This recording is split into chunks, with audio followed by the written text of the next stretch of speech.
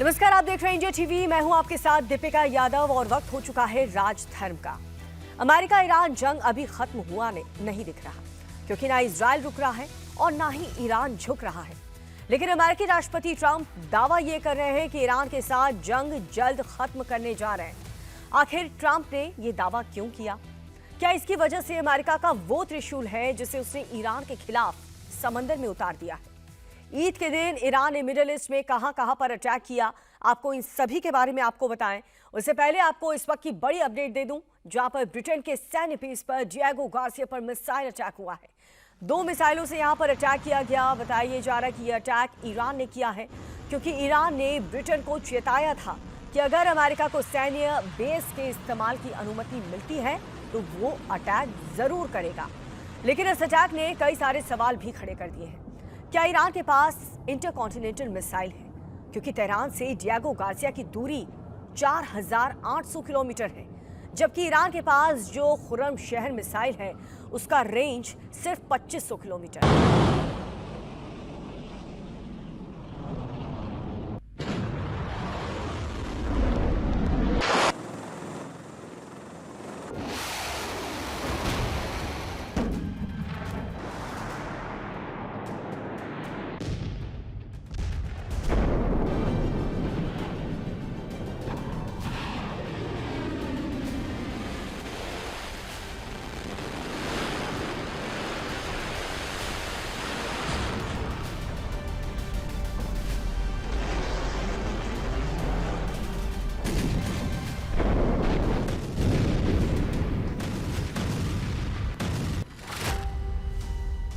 नए लेवल पर पहुंचा अमेरिका ईरान युद्ध।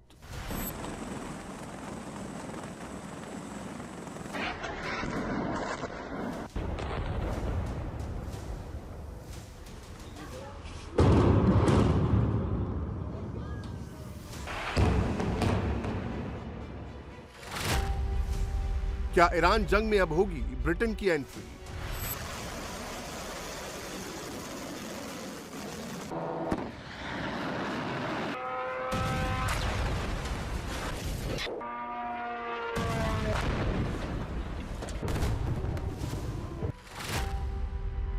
अब ईरान के टारगेट पर क्यों है ब्रिटेन का बेस?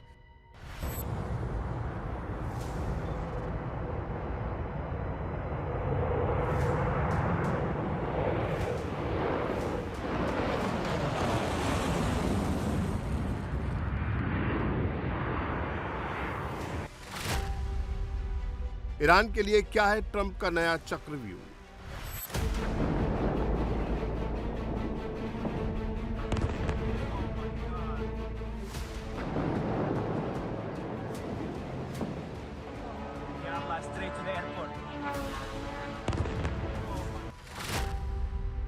ईद पर ईरान कहां मार रहा है मिसाइल?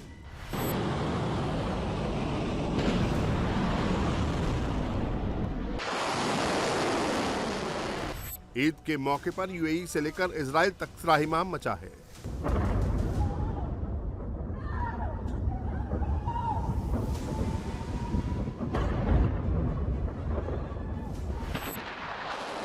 ईद के मौके पर ईरान मिडिल में ताबड़तोड़ मिसाइलें झोंक रहा है।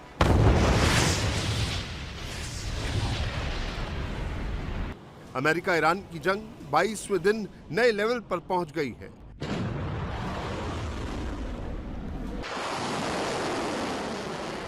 ईरान ने मिसाइलों और ड्रोन्स की 70वीं लहर शुरू कर दी है।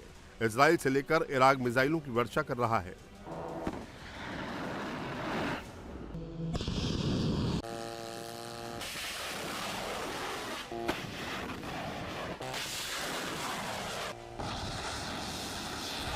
ईरान के ताबड़तोड़ अटैक से अमेरिका गुस्से में है।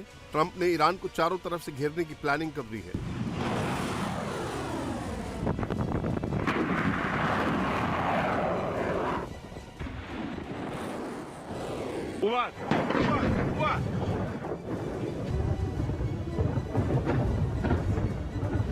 मिडिल ईस्ट के समंदर में अमेरिका ने ईरान के खिलाफ अपनी अब तक की सबसे बड़ी और विनाशकारी सैन्य घेराबंदी शुरू कर दी है।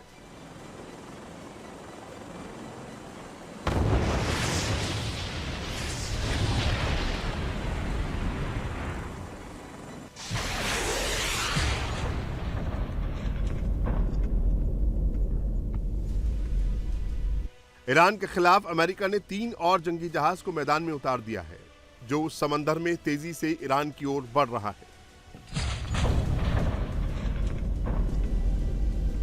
ईरान पर सीधा कब्जा करने के लिए अमेरिका ने पूरी ताकत झोंक दी है। अमेरिका ने अपने त्रिशूल यानी USS Tripoli, USS San Diego और यूएसएस न्यू ऑरलियंस को ईरान के खिलाफ उतार दिया है। यूएसएस त्रिपोली समंदर में तैरता अमेरिका का वो एयरबेस है जो हवाई हमले करने के साथ साथ जमीन पर सेना उतारने में सक्षम है।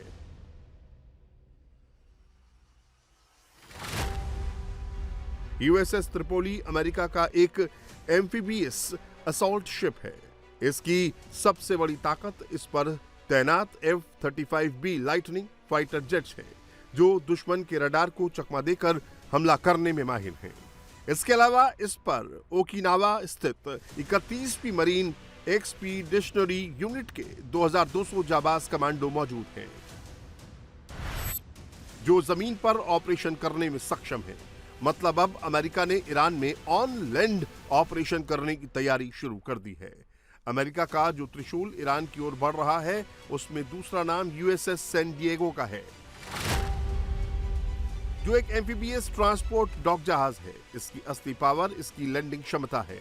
यह जहाज भारी भरकम अब्राम्स टैंक, बख्तरबंद गाड़ियां और सैकड़ों सैनिकों को सीधे दुश्मन के तट तक पहुंचाने के लिए बनाया गया है। यूएसएस सैन डिएगो में व्हेल डेक होता है, जहां से छोटे जहाज और होवरक्राफ्ट पानी में उतरकर सीधे किनारे पर हमला बोल सकते हैं। जंग के मैदान में सिर्फ हथियारों से जीत नहीं मिलती, बल्कि उसकी सप्लाई भी जरूरी होती है। इसीलिए अमेरिका ने अपना तीसरा युद्धपोत यूएसएस न्यू ऑरलियंस को भी जंग के मैदान में उतार दिया है। यूएसएस न्यू ऑरलियंस को बैकअप और लॉजिस्टिक्स का किंग कहा जाता है। ये जंगी जहाज मेडिकल सपोर्ट, ईंधन, गोला बारूद और अतिरिक्त सैनिकों के बैकअप के लिए जाना जाता है। यानी ट्रंप अपने त्रिशूल यूएसएस ट्रिपोली के नेतृत्व में यूएसएस सैन डिएगो और यूएसएस न्यू ऑरलियंस के जरिए ईरान पर सीधे कब्जे की प्लानिंग कर रहे हैं। तभी तो ट्रंप कह रहे हैं कि अब सीज फायर नहीं, बल्कि युद्ध का अंत होगा। He said the war was militarily won in Iran. What did you mean by that? Oh, I think we've won. We've knocked out their Navy, their Air Force. We've knocked out their anti-aircraft. We've knocked out everything. We're roaming free. From a military standpoint, all they're doing is clogging up the strait. But from a military standpoint, America और Israel Iran पर ताबड़तोड़ attack कर रहा है। Tehran पर जबरदस्त बमबारी कर रहा है। इजरायली एयरफोर्स के फाइटर जेट ईरान पर कहर बनकर टूट रहे हैं। इस बीच अमेरिका के राष्ट्रपति ने बड़ा दावा किया। ट्रंप ने सोशल मीडिया पोस्ट ट्रूथ पर लिखा है कि ईरान से युद्ध अब खत्म होने वाला है। उन्होंने लिखा कि वो अपने 5 उद्देश्यों को हासिल करने के बेहद करीब हैं। ट्रंप ने जो 5 उद्देश्य बताए हैं, उसमें पहला है ईरान की मिसाइल क्षमता, लॉन्चर और उनसे संबंधित हर चीज को पूरी तरह से नष्ट करना। दूसरा है ईरान के रक्षा औद्योगिक आधार को नष्ट करना। तीसरा, ईरान की नौसेना और वायुसेना के साथ विमान रोधी हथियारों को समाप्त करना। चौथा, ईरान को परमाणु क्षमता के करीब ना पहुंचने देना और हमेशा ऐसी स्थिति में रहना जहां अमेरिका ऐसी स्थिति फिर से होने पर तुरंत और प्रभावी ढंग से प्रतिक्रिया दे सके। और पांचवा, इजराइल, सऊदी अरब, कतर, संयुक्त अरब अमीरात, बहरीन, कुवैत और अन्य सहित अपने मध्य पूर्वी सहयोगियों की सर्वोच्च स्तर पर सुरक्षा करना। साथ ही ट्रंप ने ईरान को आतंकी देश बताया। Mr. President, I wanted to ask you, Iran executed 3 people this week. terrible. You have vowed strong action in the past. What message would you send? Well, we've been hitting them awfully hard. I mean, I don't know if you can possibly get hit harder, but these are thugs and animals and horrible people. But you can't hit anybody harder than we've hit them. But I'm not surprised. They executed 3 young people.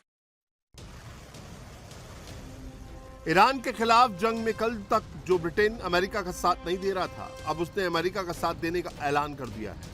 Middle east में जारी जंग के बीच Britain ने अपनी policy में बड़ा बदलाव किया है। ब्रिटेन ने अब अमेरिका को ईरान के खिलाफ अपने सैन्य बेस इस्तेमाल करने की अनुमति दे दी है। अमेरिकी सेना ब्रिटेन की RAF फेयरफोर्ट और हिंद महासागर में स्थित डिएगो गार्सिया सैन्य बेस का इस्तेमाल कर सकती है। यानी अमेरिकी फौज अब ईरान की सैन्य क्षमताओं को कमजोर करने के लिए और ईरान की मिसाइल लॉन्च को तबाह करने के लिए ब्रिटेन के सैन्य बेस का इस्तेमाल कर सकती है।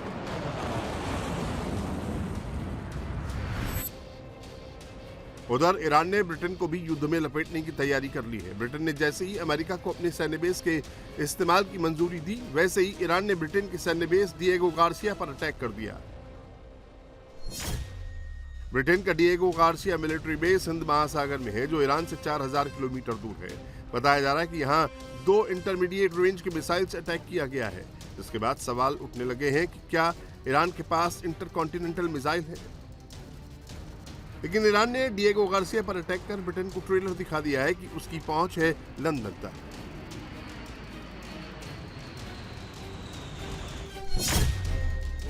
तेहरान से लंदन की दूरी 4400 किलोमीटर है। ईरान के पास सबसे लंबी दूरी तक मार करने वाली मिसाइल खुर्रमशहर 4 है, जो 2500 किलोमीटर तक पहुंच सकती है।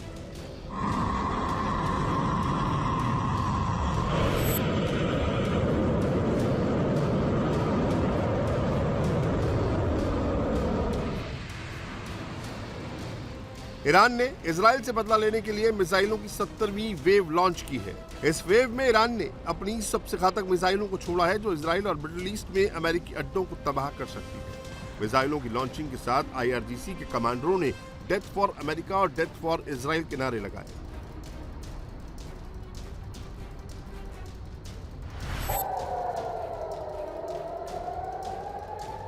ईरान अब एक हमले में 80 से ज्यादा टारगेट तबाह करने की क्षमता वाली बैलिस्टिक मिसाइलें इजराइल पर दाग रहा है।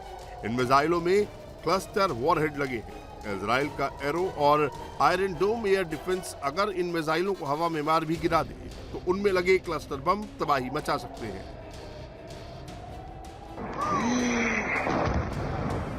नीचे रात के अंधेरे में जुगनू की तरह जगमगाती इजराइल की राजधानी तेल अवीव है। आसमान में ईरान की राजधानी चमकते हुए तेजी से नीचे आती है। एक मिसाइल एयर डिफेंस को चीरती हुई इजराइल की राजधानी तेल अवीव का सीना फाड़ देती है। इजराइल को ईरान भरपूर जवाब नहीं दे पा रहा है। हाइफा जैसे इंडस्ट्रियल और मिलिट्री बेसों पर बहुत बड़े हमले कर रहा है। ईरानी मिसाइलें लगातार टारगेट पर गिर रही हैं। ईरान इजराइल पर ताबड़तोड़ अटैक कर रहा है और इजराइल भी ईरान पर बमबारी कर रहा है। उसके टॉप लीडरशिप को मार रहा है। लेकिन ट्रंप का कहना है कि इजराइल भी चाहता है कि युद्ध खत्म हो।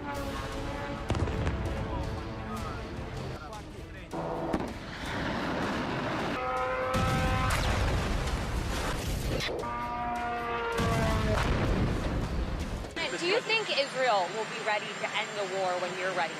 I think so, yeah. Mr. What makes you think Mr. President. The relationship's a very good one. I think so. You know, it's, we want more or less similar things. You know what we want? We want victory, both of us, and that's what we've got. इस बीच Iran ने middle east में attack और तेज कर दिया है। Middle east में मिसाइलों और ड्रोन की बौछार कर दी है।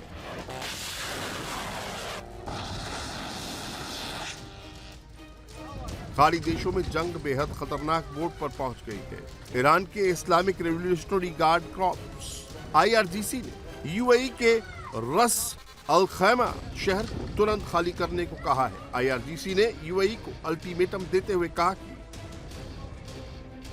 सभी नागरिक और निवासी तुरंत रस अल खैमा शहर छोड़ दें। रस अल खैमा अब संभावित हमले का लक्ष्य है। UAE के इस रस अल खैमा शहर की आबादी 1,90,000 है। IRGC का दावा है कि UAE के रस अल खैमा शहर से ही ईरान के खिलाफ सैन्य ऑपरेशन किया जा रहा है। इसीलिए कभी भी ईरान UAE के इस शहर पर अटैक कर सकता है। ईरान ने मिसाइलों और ड्रोन्स की 70वीं लहर शुरू की। ऑपरेशन 2 प्रॉमिस 4 के मिसाइल अटैक किए। इजराइल से लेकर इराक तक ईरान ने हमले किए। वेस्ट एशिया में 55 से ज्यादा ठिकानों पर ईरान ने अटैक किया। ईरान ने UAE ही नहीं, कुवैत पर भी जमकर मिसाइलें दागी। IRGC ने कुवैत में अमेरिकी सैन्य बेस पर हमला किया। मिसाइल अटैक के बाद ईरान के हमले में अमेरिकी सैन्य बेस में आग लग गई।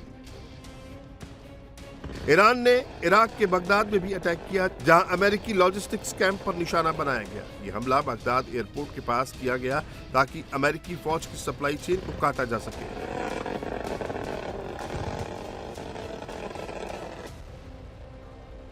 बगदाद में एक और हमला डिप्लोमेटिक सपोर्ट सेंटर पर हुआ। यहां ईरान ने सुसाइड ड्रोन से अटैक किया। ईरान के ड्रोन से बगदाद में डिप्लोमेटिक सपोर्ट सेंटर पर आग लग गई। ईरान ने बगदाद में तीसरा अटैक अमेरिका के विक्टोरिया बेस पर किया। विक्टोरिया बेस पर ईरान लगातार हमला कर रहा है। तो अमेरिकी ठिकानों को टारगेट करने के लिए ईरान इंटरकॉन्टिनेंटल मिसाइलें दाग रहा है। तो ईरान की लाइफलाइन पर हमले के लिए अमेरिका का जंगी बेड़ा ट्रिपोली मिडल ईस्ट की ओर आगे बढ़ता हुआ नजर आ रहा है। अमेरिकी तेल टैंकर्स को उड़ाने के लिए ईरान ने हजारों माइंस बिछा रखी है। तो हॉर्मुज को खुलवाने के लिए अमेरिका का मरीन कमांडो आ रहा है। इस बीच नाटो के देशों ने युद्ध से अपने को अलग कर लिया है। हॉर्मुज में ट्रंप की मदद से इनकार कर दिया गया। ऐसे में सवाल ये उठ रहा है कि हॉर्मुज में ट्रंप अकेले पड़ गए हैं, नाटो ने ट्रंप का साथ छोड़ दिया है। पूरी रिपोर्ट देखिए।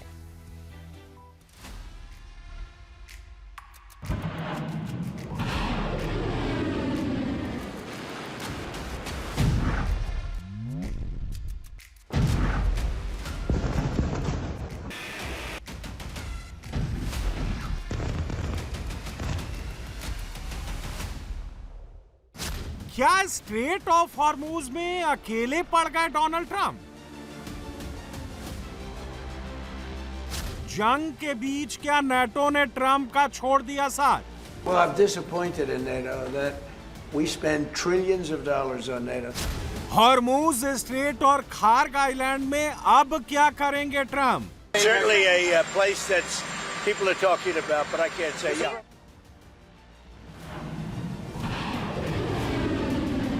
अमेरिका, इजराइल और ईरान के बीच चल रही जंग के बीच पूरी दुनिया की निगाहें अब हॉर्मुज स्ट्रेट पर आकर टिक गई हैं।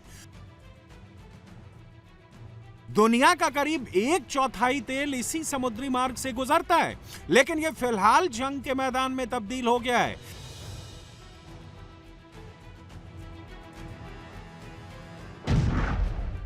समंदर में क्रूड ऑयल से भरे टैंकर शिप्स को निशाना बनाया जा रहा है।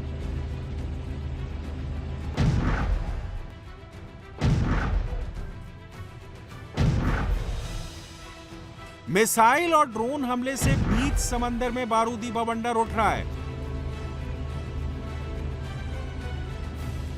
हॉर्मुज को ब्लॉक करके ईरान ने अमेरिका की दुखती रग पर हाथ रख दिया है। अमेरिका और उसके सहयोगी देशों के शिप्स के लिए इसे पूरी तरह से रोक दिया है। हाल के दिनों में ईरान ने हॉर्मुज में 20 से ज्यादा शिप्स पर अटैक किया था, जिसमें ज्यादातर कच्चे तेल के जहाज शामिल हैं। हॉर्मुज से अमेरिकी जहाजों को रोकने के लिए ईरान की इस्लामिक गार्ड ने जोरदार तैयारी की है। अमेरिका और उसके सहयोगी देशों के जहाजों को बीच समंदर में उड़ाने के लिए ईरान ने हॉर्मुज में 6000 से ज्यादा माइंस बिछाई हैं। इन माइंस को अलर्ट मोड में रखा गया है। IRGC कभी भी इसे एक्टिवेट कर सकता है। इसके साथ ही माइंस बिछाने का काम जोरों से चल रहा है। फारस की खाड़ी में रेड सी तक इसकी तैनाती की गई है। इसके साथ ही ईरान ने हॉर्मुज में खतरनाक मिसाइलों की तैनाती की है। मिनी सबमरीन्स की 20 से ज्यादा स्क्वाड्रन को तैनात कर रखा है। फतेह क्लास की मिसाइलों को भी अलर्ट मोड में रखा गया है। अमेरिकी जहाजों पर हमले के लिए जस्ट 2 एंटी शिप क्रूज मिसाइलों को भी लगाया गया है, जिसकी रेंज 35 किलोमीटर तक है, यानी 35 किलोमीटर के दायरे में जहाजों को तबाह कर सकता है। हॉर्मुज में ईरान से मुकाबले के लिए अमेरिका को बड़ी संख्या में वॉरशिप, एलीट मिलिट्री हथियारों की जरूरत है। इसके लिए डोनाल्ड ट्रंप ने नाटो समेत जापान, चीन से मदद की गुहार लगाई। हॉर्मुज को खुलवाने के लिए वॉरशिप्स भेजने की अपील की, लेकिन जंग के बीच नाटो ने हॉर्मुज में वॉरशिप्स और मिलिट्री हेल्प से इनकार कर दिया। लड़ाई में शामिल होने से मना करने के बाद अमेरिकी राष्ट्रपति डोनाल्ड ट्रंप ने नाटो पर तीखा प्रहार किया। बौखलाहट में ट्रंप ने नाटो देशों को कायर बताया और इसे याद रखने की चेतावनी दी ट्रंप ने कहा अमेरिका के बिना यह गठबंधन सिर्फ कागजी शेर है। ये न्यूक्लियर ताकत वाले ईरान को रोकने की लड़ाई में शामिल नहीं होना चाहते हैं। अब जब ये लड़ाई सैन्य रूप से जीत ली गई है तो वो तेल की ऊंची कीमतों की शिकायत कर रहे हैं। हॉर्मूज स्ट्रेट को खुला रखने के लिए सैन्य मदद देना आसान है, लेकिन सहयोगी देश इसमें भी पीछे हट रहे हैं।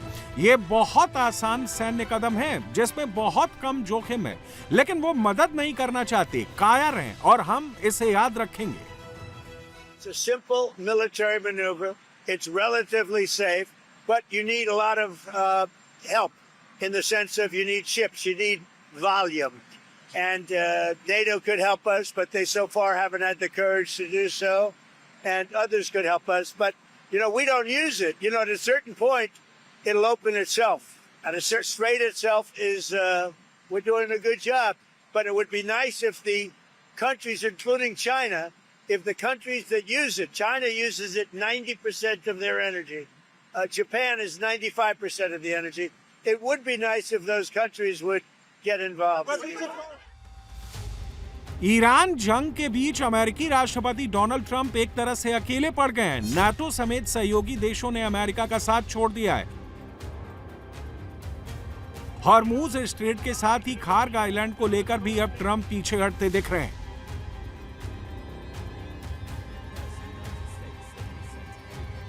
हालांकि इसके लिए अमेरिका अपने दम पर एक्शन में जुटा है। ईरान के हॉर्मूज किले को तोड़ने के लिए अमेरिका ने मिडिल ईस्ट की तरफ अपने असॉल्ट शिप यूएसएस त्रिपोली को भेज दिया है। इस जंगी बेड़े में करीब 2200 मरीन कमांडो मौजूद हैं और यह शिप तेजी से मिडिल ईस्ट की ओर बढ़ रहा है। एसएस त्रिपोली अमेरिकन नेवी का एक मॉडर्न एम्फीबियस असॉल्ट शिप है जो अमेरिका क्लास का हिस्सा है। इस जंगी बेड़े को तैरता हुआ किला भी कहा जाता है, जो F-35B स्टेल्थ फाइटर जेट सी हॉक हेलीकॉप्टर से लैस है। यह एक छोटा एयरक्राफ्ट कैरियर है जो समुद्र से जमीन पर हमले करने में सक्षम है। मिडिल ईस्ट की ओर इस वॉरशिप के आने का मतलब है कि अगले हफ्ते ईरान युद्ध एक नए फेज में आ सकता है। हॉर्मूज और खार्ग आइलैंड में अमेरिकी मरीन कमांडो समंदर के साथ ही जमीन पर उतरकर एक्शन ले सकते हैं, लेकिन खार्ग आइलैंड पर अमेरिकी एक्शन पर सस्पेंस बना हुआ है। डोनाल्ड ट्रंप ने इस मसले पर सीधे सीधे कुछ भी बताने से इनकार कर दिया। Well, I may have a plan or I may not, but how would I ever say that to a reporter? If I said that to a reporter, Marco would say, "Please, sir, let's bring you over to the helicopter immediately." Right? No, I can't tell you that. It's certainly a place that's people are talking about, but I can't say yeah. Hormuz strait को block करने के साथ ही Iran gulf के देशों में भी तेल और गैस ठिकानों को निशाना बना रहा है। इजरायल ने ईरान की साउथ पार्स गैस फील्ड पर हमला किया, तो जवाब में ईरान ने कतर के रास लाफान की एलएनजी गैस फील्ड को तबाह कर दिया। इसके साथ ही आईआरजीसी मिडिल ईस्ट के तेल ठिकानों को भी निशाना बना रही है। हॉर्मूज के बंद होने से पूरी दुनिया में फ्यूल संकट पैदा हो गया है। अमेरिका और यूरोप से लेकर तमाम देशों में तेल और गैस के दाम बढ़ रहे हैं। तेल और गैस ठिकानों पर हो रहे हमलों से अब तक $800 मिलियन से ज्यादा का नुकसान हो चुका है। कच्चे तेल के दाम $112 प्रति बैरल तक पहुंच गए। अगर हॉर्मूज पर टेंशन बना रहा, युद्ध नहीं रुका, तो तेल की कीमतें $200 प्रति बैरल तक पहुंचने की आशंका है। जंग के बीच अब हॉर्मूज ट्रंप के गले की हड्डी बन गया है। पूरी दुनिया में तेल और गैस का संकट गहराने लगा है, जिससे ग्लोबल लेवल पर मंदी आ सकती है, दुनिया की इकोनॉमी चरमरा सकती है। इस बीच ट्रंप इस जंग में बुरी तरह से फंसते नजर आ रहे हैं। अमेरिका अब हॉर्मूज को खुलवाने के लिए कोरिया, जापान और चीन को शामिल करना चाहता है। Very well there. We're doing very well overall. We don't use the strait. The United States. We don't need it. Europe needs it. Korea, Japan, China, a lot of other people. So they'll have to get involved a little bit on that one. Iran जंग से Hormuz में तेल और gas के tanker जहां तहां फंसे हैं। ईरान के डर से कोई भी हॉर्मूज पार करने की हिम्मत नहीं कर पा रहा।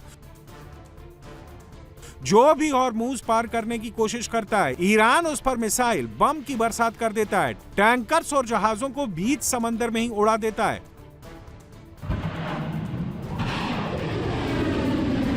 ईरान अब अमेरिका इजराइल से जंग का बदला हॉर्मूज को बंद करके ले रहा है, जिससे पूरी दुनिया में खलबली मची है। लेकिन ईरान से पीएम मोदी की डिप्लोमेसी काफी काम आ रही है। शिवालिक और नंदा देवी के बाद ईरान ने भारत के 2 और एलपीजी टैंकर्स को हॉर्मूज पार करने की इजाजत दी है। यह तब हुआ है जब पिछले 24 घंटे से ईरान ने हॉर्मूज के रास्ते एक भी जहाज पार नहीं होने दिया, मगर भारत के 2 एलपीजी टैंकर हॉर्मूज के रास्ते हिंदुस्तान आ रहे हैं। इससे पहले शिवालिक एलपीजी टैंकर से करीब 46,000 मीट्रिक टन गैस भारत पहुंच चुकी है, जबकि नंदा देवी से 47,500 मीट्रिक टन एलपीजी भारत आ चुका है। इन 2 टैंकरों से करीब 90,000 मीट्रिक टन एलपीजी आने की उम्मीद है। इससे करीब 60 लाख से ज्यादा सिलेंडर भरे जा सकेंगे। इसके साथ ही करीब 81,000 मीट्रिक टन क्रूड ऑयल लेकर जग लाडली टैंकर भी हॉर्मूज को पार करके भारत आ चुका है। जंग की वजह से स्ट्रेट ऑफ हॉर्मूज में भारत के 22 शिप अभी फंसे हुए हैं, जिन्हें सुरक्षित निकालने के लिए ईरान नया कॉरिडोर बना रहा है। शिपिंग मंत्रालय के मुताबिक अब भी हॉर्मूज के पास भारत के 22 जहाज फंसे हैं, जिसमें 6 एलपीजी कैरियर, 1 एलएनजी कैरियर और 4 क्रूड ऑयल टैंकर शामिल हैं। इन जहाजों पर 600 से ज्यादा सेलर्स भी मौजूद हैं। ईरान हॉर्मूज स्ट्रेट से जहाजों के सुरक्षित मार्ग की अनुमति देने के लिए प्रोसेस कर रहा है। इसके लिए भारतीय अधिकारी ईरान के साथ सीधी बातचीत कर रहे हैं। ईरान जंग की वजह से भारत में तेल की किल्लत ना हो, इसलिए रूस ने आगे बढ़कर बहुत बड़ी पहल की है। रूस ने दोस्ती निभाते हुए अपना एक ऑयल टैंकर भारत भेज दिया है। खास बात यह है कि पहले ये ऑयल टैंकर चीन की ओर जा रहा था, लेकिन अचानक ये टैंकर भारत की ओर मुड़ गया। रूसी टैंकर एक्वा टाइटन पहले चीन जा रहा था, लेकिन साउथ चाइना सी से यू टर्न लेकर भारत की ओर आ रहा है, जो जल्द ही न्यू मैंगलोर पोर्ट पहुंचेगा। इस टैंकर का नाम एक्वा टाइटन है और इसकी चार्टरिंग की है MRPL ने, Mangalore refinery and petrochemicals limited, MRPL। और ये न्यू मैंगलोर पोर्ट पे इसका अराइवल डेट एक्सपेक्टेड है 21st of March, and this tanker will be carrying Urals crude oil. तो मिडिल ईस्ट की जंग दिन ब दिन और भयंकर होती जा रही है, तो वहीं देश में भी आज उत्तर प्रदेश के मथुरा से भारी बवाल की तस्वीर सामने आई। मथुरा में गौरक्षक की मौत के बाद लोगों का ऐसा गुस्सा फूटा कि पुलिस को हालात संभालने के लिए अपना खून बहाना पड़ा। मथुरा में फरसा वाले बाबा के साथ आखिर हुआ क्या और क्यों उनकी मौत पर पुलिस और गौरक्षक आमने सामने आ गए, पूरी डिटेल इस एक्सक्लूसिव रिपोर्ट में देखिए।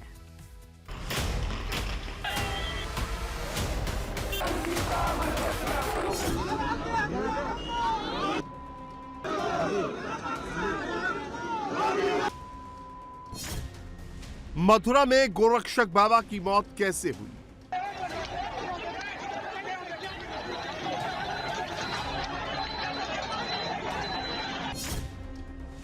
फरसा वाले बाबा का एक्सीडेंट हुआ या गो तस्करों ने मार डाला?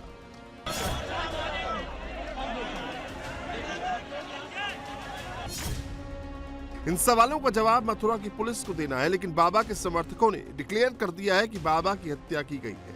गो तस्करों ने फरसा वाले बाबा को ट्रक से कुचल दिया।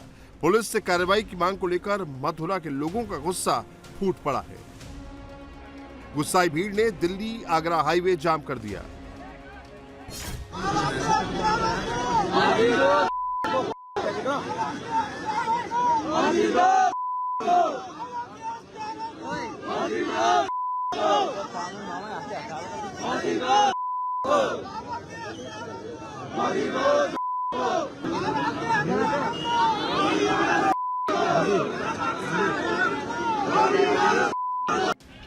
पुलिस पर लोगों ने पथराव किया।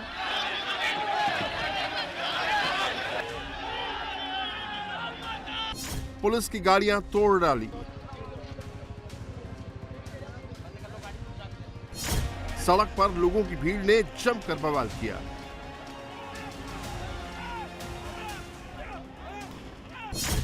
पुलिस को टीयर गैस के गोले दागने पड़े। भीड़ पर पुलिस ने लाठीचार्ज भी किया।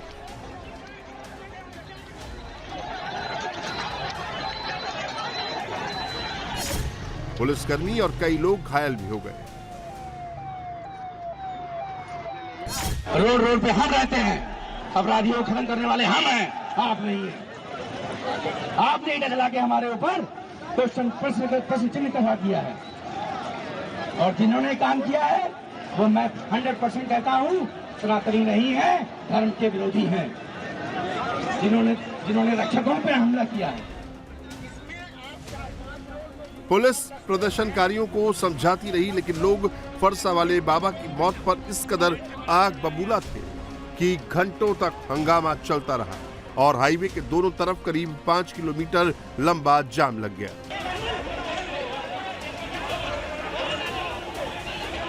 जैसे ही ये खबर पता लगी कि जो गौरक्षक हैं चंद्रशेखर और फरसे वाले बाबा, उनकी मौत हो गई है, उसके बाद तमाम गौरक्षक जो हैं वो सड़कों पर उतर आए। अभी भी आप देखेंगे सड़कों पर ईंट पत्थर के निशान जो हैं, इस तरीके के ईंट पत्थर जो हैं वो सड़क पर पुलिस की तरफ चलाए गए। ये चौकी है पुलिस चौकी, कस्बा थाना कोतवाली छाता की ये पुलिस चौकी है। यहाँ पर चौकी के अंदर भी पथराव किया गया। ये देखिए आप, इस तरीके की ईंट पत्थर जो हैं वो चौकी के अंदर और बाहर पड़ी हुई हैं। जो यहाँ का बोर्ड था चौकी का, उसको यहाँ पर तोड़ दिया गया। कई पुलिस कर्मियों को इसके अंदर चोटें आई हैं। साथ ही जो एसडीएम और एसपी की गाड़ी थी उस पर हमला किया गया। कुछ पुलिस कर्मियों को इसके अंदर चोटें आई हैं, क्योंकि जो गौरक्षक है उनका ये कहना है कि गौ तस्करी इस इलाके के अंदर होती है। अलवर राजस्थान की तरफ ले जाया जाता है, नूह मेवात की तरफ गौवंश को ले जाया जाता है। तो ये इन लोगों को शक है कि ये गौ तस्करों की साजिश हो सकती है, उन्होंने इस हत्या को अंजाम दिया गया हो। हालांकि फिलहाल पुलिस पूरे मामले की तफ्तीश कर रही है।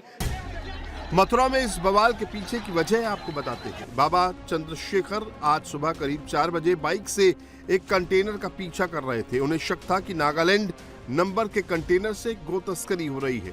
इसी दौरान कोसी कला क्षेत्र के गांव नवीपुर के पास एक ट्रक ने उन्हें पीछे से टक्कर मार दी, जिससे उनकी मौके पर ही मौत हो गई। गौरक्षक चंद्रशेखर उर्फ फरसे वाले बाबा की आज मौत हो गई, जिस वजह से मथुरा हाईवे पर आज बहुत ज्यादा हंगामा हुआ। यहां पर पुलिस के ऊपर पथराव किया गया।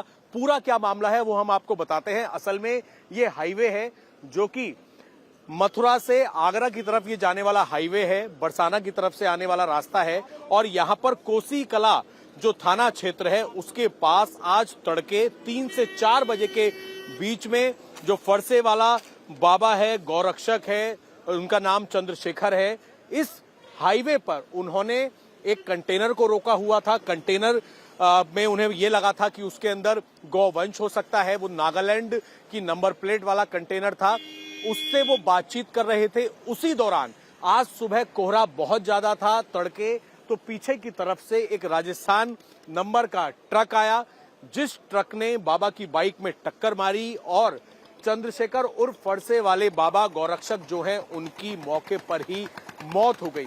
इस पूरे मामले के अंदर अभी तक की जांच में ये सामने आया है कि कोहरा बहुत ज्यादा था। बाबा ने सड़क पर एक नागालैंड की नंबर प्लेट वाले कंटेनर को रोका हुआ था। पीछे से ये जो ट्रक आया, कोहरे के चलते विजिबिलिटी कम थी, उन्हें बाइक नहीं दिखी और उसकी वजह से ये एक्सीडेंट हुआ। जो हेल्पर उस ट्रक के अंदर था, राजस्थान नंबर जिससे टक्कर हुई, उससे पुलिस पूछताछ कर रही है। जो ड्राइवर है उसे काफी चोटें आई हैं, उसे अस्पताल में भर्ती करवाया गया है। ये हेल्पर और ड्राइवर दोनों अलवर के रहने वाले हैं, मुस्लिम समाज के हैं। हालांकि पुलिस का कहना है कि इनका किसी भी तरीके का कोई भी क्रिमिनल बैकग्राउंड नहीं है। लोगों का कहना है कि ये एक्सीडेंट नहीं बल्कि इरादतन की गई हत्या है। उनका कहना है कि तस्करों ने जानबूझकर बाबा पर गाड़ी चढ़ाकर उन्हें कुचला है। तो बाबा थे वो फरसा वाले महाराज जी के नाम से फेमस थे और उनका नाम वैसे था चंद्रशेखर आजाद। तो पूरे ब्रज में वो बाबा को, मतलब पूरी जनता ही, पूरा ब्रज क्षेत्र उनको जानता है। इसके अलावा अदर स्टेट में भी बाबा का नाम बहुत गूंजता है, क्योंकि बाबा ने कई बार गौ रक्षा के दौरान गौ तस्करों से भारी गौवंश को बचाया और बाबा ने अपनी गौशाला में उनको शरण दी है। आज बाबा नहीं रहे तो आप इस चीज की पीड़ा समझ ही सकते हैं कि हजारों लाखों गाय गौवंश जो है वो बेसहारा हो जाएगा। दूसरी चीज आप देख सकते हैं कि अगर किसी गौरक्षक को इस तरीके से मौत के घाट उतार देना, तस्करी के दौरान बाबा में ट्रक से टक्कर मार दी और बाबा को मार दिया किया गया, ये बहुत ही दुखद घटना है। हम तो सिर्फ इतना कहना चाहते हैं कि बाबा भी तो सिर्फ एक ही बात मांगता था कि गौ तस्करी के लिए जो गौ माताओं को ले जाया जाता है वो गौ तस्करी बंद हो जाए, ब्रज जो है मांस मुक्त हो जाए। तो हम ये कह रहे हैं कि अब बाबा तो नहीं है, पर बाबा की जो मांगे थी, बाबा जो चाहते थे कि ब्रज गौ मांस मुक्त हो और गौ माता को लेके जो गौ तस्करी को गौवंश जाता है, गौ माता को मौत के घाट उतार दिया जाता है, उसको लेके सख्त से सख्त कानून बने। लोग पुलिस से सख्त कार्रवाई की मांग कर रहे हैं, लेकिन पुलिस इस पूरे मामले को अभी तक हादसा बता रही है। मथुरा पुलिस का कहना है कि जिस कंटेनर को बाबा ने रुकवाया था उसमें किराने का सामान था, जबकि पीछे से टक्कर मारने वाले ट्रक का नंबर राजस्थान का था जिसमें तार लदे हुए थे। ये सिर्फ एक हादसा है, गोवंश तस्करी से इसका कोई संबंध नहीं है। अभी क्षेत्र में एरिया डोमिनेशन का काम चल रहा है, स्थिति पूरी तरह से कंट्रोल में है, उपद्रवियों को चिन्हित किया जा रहा है, कुछ कोई गिरफ्तारी भी हुई है। जो भी इसमें शामिल हैं, हमारे पास तमाम फुटेज हैं उनके, और उपद्रव करने वालों में किसी को बख्शा नहीं जाएगा और जो भी दोषी होंगे उन पर सख्त कार्रवाई होगी। हाईवे पर लोगों के उबाल को शांत करने के लिए पुलिस अधिकारियों ने सख्त कार्रवाई का भरोसा जरूर दिया, लेकिन पुलिस को लोगों के विरोध का सामना करना पड़ रहा है। लोग पुलिस पर कार्रवाई की बजाय गौ रक्षकों पर लाठीचार्ज करने का आरोप लगा रहे हैं। गौरक्षक चंद्रशेखर, जो कि मथुरा के अंदर काफी ज्यादा फेमस हैं, उनकी मौत कैसे हुई, इसकी जांच पुलिस कर रही है। हालांकि पुलिस का कहना है कि ये कोहरे के चलते एक्सीडेंट का मामला है। असल में ये जो आप हाईवे देख रहे हैं, ये हाईवे है मथुरा से दिल्ली जाने वाला हाईवे, जहां पर इस वक्त ये पुलिस की गाड़ी मौजूद है। आज सुबह तड़के 3 से 4 बजे के बीच में चंद्रशेखर गौरक्षक जो हैं वो एक कंटेनर को शक के तौर पर रोकते हैं। नागालैंड की नंबर प्लेट का ये कंटेनर होता है। उसमें जब वो पूछताछ कर रहे होते हैं, उसी दौरान आज सुबह घना कोहरा था। कोहरे के चलते ये राजस्थान नंबर का जो ट्रक है, जिसके अंदर ये बड़े बड़े बिजली के तार लदे होते हैं, विजिबिलिटी बेहद कम होने की वजह से अलवर के रहने वाले इस ट्रक के हेल्पर और ड्राइवर को पता नहीं लगता कि आगे एक दूसरा कंटेनर खड़ा हुआ है और वहीं पर गौरक्षक चंद्रशेखर जो हैं वो खड़े हुए थे, उस कंटेनर से बातचीत कर रहे थे। इतने में ये राजस्थान नंबर का जो ट्रक है ये पीछे से आता है और पीछे से आने के बाद नागालैंड नंबर का जो कंटेनर होता है उसमें बहुत जोरदार इसकी टक्कर होती है, क्योंकि विजिबिलिटी बहुत कम होती है। आप देख सकते हैं आगे का पूरा इंजन जो है वो डैमेज हो गया है, आगे का पूरा हिस्सा डैमेज हो गया है। इसी से ये पता लगता है कि इस राजस्थान नंबर के जो ट्रक की टक्कर है वो आगे खड़े हुए कंटेनर से होती है, जिससे चंद्रशेखर गौरक्षक पूछताछ कर रहे होते हैं और वो भी ट्रक के बीच में आ जाते हैं, जिस वजह से उनकी मौत हो जाती है। मुख्यमंत्री योगी आदित्यनाथ ने दो टूक शब्दों में कहा कि अपराधी किसी हाल में बख्शे नहीं जाएंगे और पुलिस प्रशासन को सख्ती के साथ कार्रवाई करने का आदेश दिया है। सीएम योगी ने निर्देश दिया कि मामले की गहन और निष्पक्ष जांच कराई जाए ताकि सच्चाई सबके सामने आ सके। मथुरा में फिलहाल हालात कंट्रोल में है, लेकिन तनाव अभी भी बरकरार है। पुलिस फोर्स चप्पे चप्पे पर तैनात की गई है। प्रदेश सरकार की नजर अब इस पूरे मामले पर बनी हुई है और जल्द ही जांच के आधार पर आगे की कार्रवाई की जाएगी।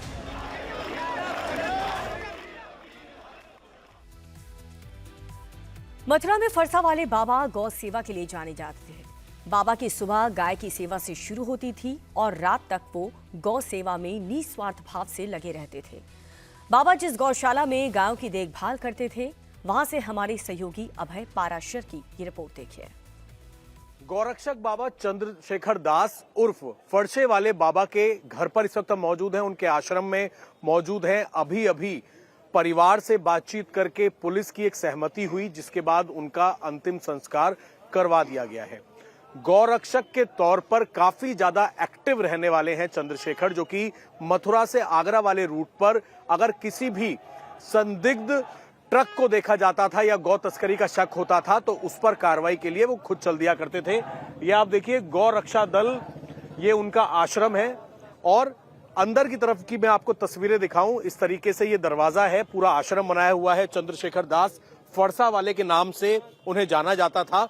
और यहाँ पर एक बड़ी गौशाला बनाई हुई है, बड़ी गौशाला बनाई हुई है। हालांकि अभी जो दोपहर का वक्त है तो जितनी गायें हैं जिनकी यहाँ पर सेवा की जाती है वो अभी खेतों में चरने के लिए गई हुई हैं, लेकिन एक बड़ी व्यवस्था जो है जहां पर गायों को रखा जाता है, उनका रखरखाव किया जाता है, गौ तस्करों से बचा के उनको यहां पर जगह दी जाती है और उनके खाने पीने की, रहने की व्यवस्था जो है वो यहां पर की जाती है। देखिए बहुत बड़ा एरिया है जहां पर गायों को रखा जाता है। फिलहाल यहाँ पर अभी गाय कम है क्योंकि वो इस वक्त भोजन के लिए खेत में चरने के लिए गई हुई हैं, लेकिन किस तरीके से इस आश्रम के अंदर जो चंद्रशेखर गौरक्षक हैं, जिन्हें फरसा वाला बाबा भी कहा जाता है, वो कैसे गायों की सेवा करते हैं, कुछ उनके साथी मौजूद हैं, उनसे बात करेंगे। क्या नाम है आपका? जी, मेरा शुभ नाम जतिन सारस्वत। मैं पूज्य महाराज श्री का सेवक काफी समय से रहा हूँ। तो ये जो चंद्रशेखर जी की बहुत बड़ी गौशाला में देख रहा हूँ, कितनी गायें यहाँ पर रहती हैं, कैसे सेवा करते हैं? यहाँ पर लगभग 500 के करीब गौमाता रहती हैं और 500 गौमाताओं का चारण, उनका भोजन, उनकी समस्त व्यवस्था पूज्य महाराज श्री के द्वारा की जाती थी। और इसमें 14 लोग हैं जो कि गौमाताओं की सेवा करने के लिए यहाँ रहते हैं। तो आए दिन यहाँ गौमाता आती थी, जो एक्सीडेंटल गौमाताएं होती थी उनको यहाँ लाकर उनका जो है क्रियाक्रम कराना, जो गौमाताएं एक्सपायर हो जाती थी उनको भूमिगत कराने का कार्य, और जो गौमाता चोटल हैं, एक्सीडेंटल हैं, उनका इलाज कराने का कार्य पूज्य महाराज श्री की टीम के द्वारा किया जाता था। घटना हुई है जिसमें इन्हें ये शक हुआ कि ये गए, इन्होंने एक ट्रक को रोका, दूसरे ट्रक ने आके टक्कर मार दी, इस घटना को आप लोग कैसे देख रहे हैं? देखिए, इस घटना को हम इसलिए देख रहे हैं क्योंकि पूज्य महाराज श्री जो फरसा वाले बाबा हैं उनको फरसा वाले के नाम से नहीं, उनको गौरक्षकों के काल के नाम से जाना जाता था। जो गौ तस्कर थे उनका काल के नाम से पूज्य महाराज श्री को जाना जाता था। जीवन उनका व्यतीत हो गया नंगे पैर रहना, गौमाताओं की सेवा करना, ना दिन देखना, ना रात देखनी, ना बारिश देखनी, ना धूप देखनी। केवल पूज्य महाराज श्री का एक ही लक्ष्य था कि जहां जहां मेरी गौमाता व्याकुल है, जहां जहां गौमाता परेशान है, उस गौमाता की पीड़ा और उसके दुख को समझने के लिए मैं वहां पहुंचूं।